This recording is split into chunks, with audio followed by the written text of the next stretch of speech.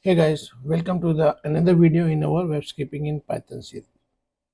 By now we have seen we can send data in Python using headers and parameters. So if I'll just put this down, we can send data using headers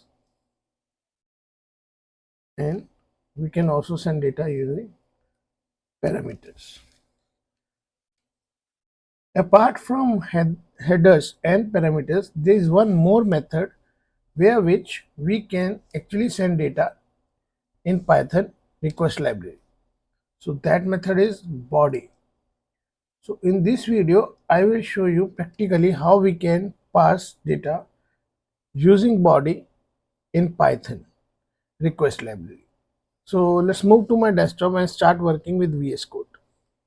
Alright, so we are on my desktop now. I'll open VS Code and here I will open a new file. I'll save this file first. I'll write data sending training. Okay. So now what I'll do, I'm going to import request library. So I'll write import request as r. Next what I'm going to do, I'm going to print and pass the data using body with your post function method. In addition to it, I'm going to give its key and value as data set. So what I'll do, I'm going to write print and then I'll write r dot, instead of get I am using post method. Now I will write the URL which we have to visit, so that is stays the same, http bin. So I'll just write http bin dot org backslash post. Okay, now here what I have to do, I have to add data also because this is the body part. So now I am adding data. This is in double inverted commas key 1 and I'll put column and I'll add value 1 and I am going to write this in JSON so that JSON actually get printed. So let's see what happens. Let's run this. So we have got the results, and if you see here it says content length 11, content type is has been www.form URL encoded. So URL is encoded here, it says, which means data is still blank, files are blank. But if you see form here, it says key 1 and value 1, and now this has been accepted for encoding and then it has been encoded in form. So what it means is whatever I have passed via my body as a data, it has actually encoded that with the library power. So just to show you, if I go ahead and write print response dot json and so this should be resp now in this case. Since I am putting up json here also, I can delete this one so that it does not assign it twice. Let's run it. So yes, this has given us a response function in JSON format, which is about encoding.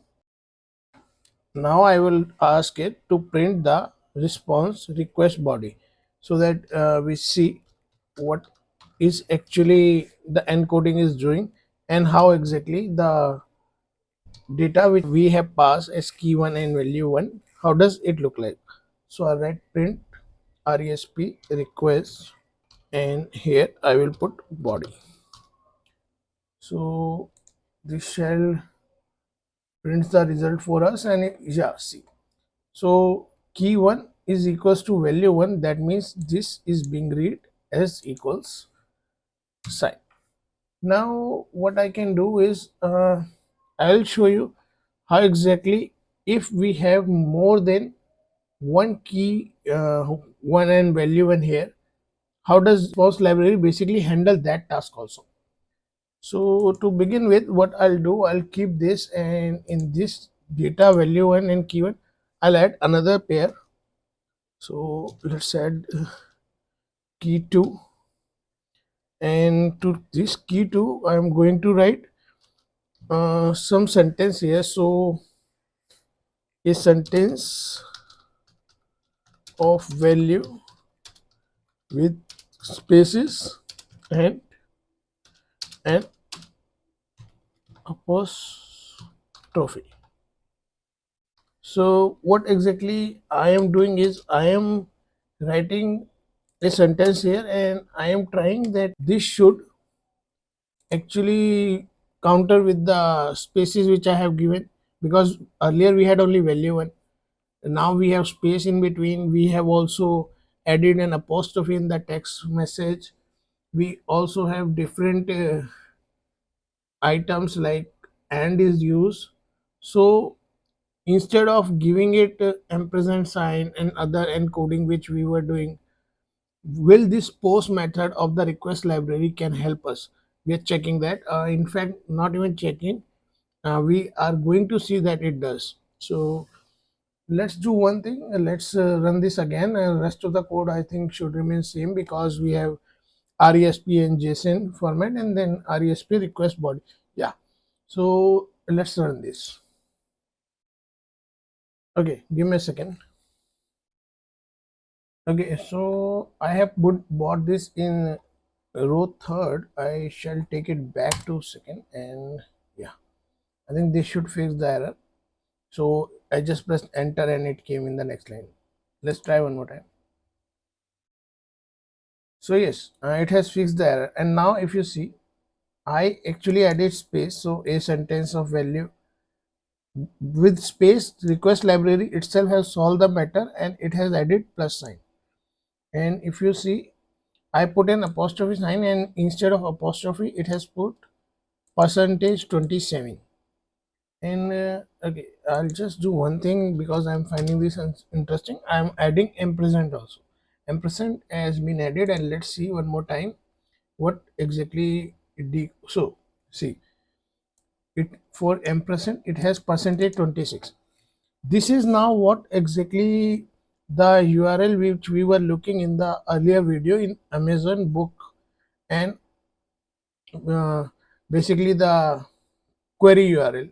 So this is exactly how the URL get changed, and this is how exactly it looks a little different from normal URLs we see, like the www.facebook.com. But once you start browsing someone's profile, you get the question mark, query parameters, and everything. This is what exactly the query parameters are like, and this is how exactly the browser cuts short the URL.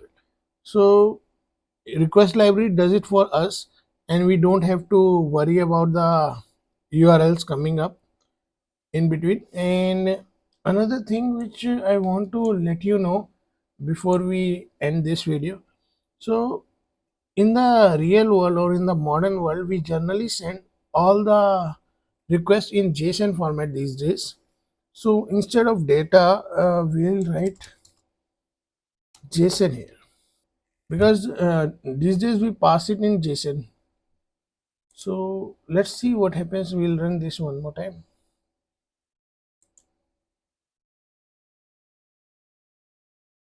So if you see now, this is coming in JSON. It has not encoded the things, and they are looking very decent and elegant because this is in JSON format now. So generally in the modern one, we don't uh, pass data as like in a different format than JSON, and that is why JSON is more preferred in bytes. All right. So when we actually going to fetch the data or going to send a request to the library, we are going to use JSON only. Yeah, I think that is all for this video. I see you in the next one.